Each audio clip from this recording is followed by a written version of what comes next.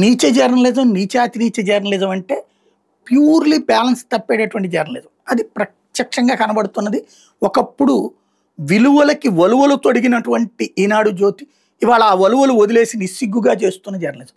అందులో ఇవాళ జ్యోతి రాసుకొచ్చింది ఒకటి, సాక్షి టీవీకి సంబంధించి ఎందుకు ఆంధ్రప్రదేశ్‌లో ప్రసారాలు అవ్వట్లేదు అంటూ నిలదీసింది సుప్రీంకోర్టు. రాష్ట్ర ప్రభుత్వానికి నోటీస్ ఇచ్చింది. దానికి ఏమని రాసిందో తెలుసా? ఇందిరా టెలివిజన్, జగన్ టీవీ గురించి అడిగింది అని రాసింది. ఇందిరా టెలివిజన్ అనేది వాళ్ళ నెట్వర్క్ పేరు. ఇప్పుడు అదే ఏబిఎన్ కూడా అలేఖ్య ప్రైవేట్ బ్రాడ్కాస్టింగ్ కార్పొరేషన్ ఏదో ఉంటుంది వాళ్ళ పేరు కూడా. ఆ పేరుతో రాస్తారా వాళ్ళు? ఏబిఎన్ అని చెప్పుకుంటారు కదా, కానీ వీళ్ళది అట్ట రాస్తారు. రెండోది అది రాధాకృష్ణ టీవీ అన్నో లేకపోతే బాబు టీవీ అన్నో చెప్తారా? రాస్తారా? రాయరు కదా. ఇక్కడ జగన్ టీవీ అంట. సాక్షి అనే పదం పలకడానికి కూడా వాళ్ళ మనస్సాక్షి సహకరించట్లేదు.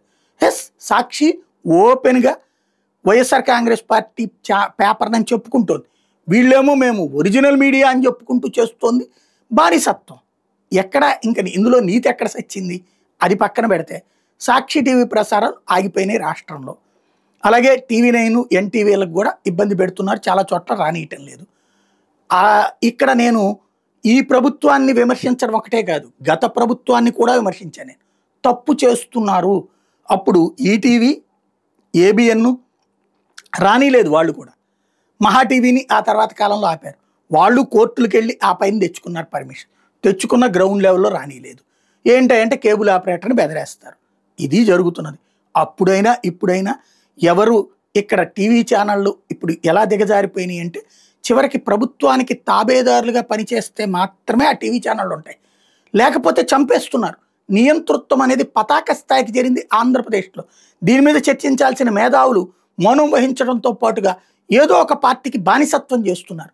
ఇరు పార్టీలు అధికారంలో ఉన్నప్పుడు రాజ్యాధికారాన్ని అడ్డం పెట్టుకుని అహంకారాన్ని ప్రదర్శిస్తున్నాయి, అణచివేతకి గురి చేస్తున్నాయి, పత్రికా స్వేచ్ఛను నాశనం చేస్తున్నాయి, చివరికి పత్రికల్ని దిగజార్చి వాళ్ళ బానిసత్వంలోకి నెట్టేసుకున్నటువంటి పరిస్థితికి తెచ్చినాయి. ఇది గనక పరిష్కరించుకోకపోతే రాబోయే రోజుల్లో బానిసలుగా జనాలు మారతారు.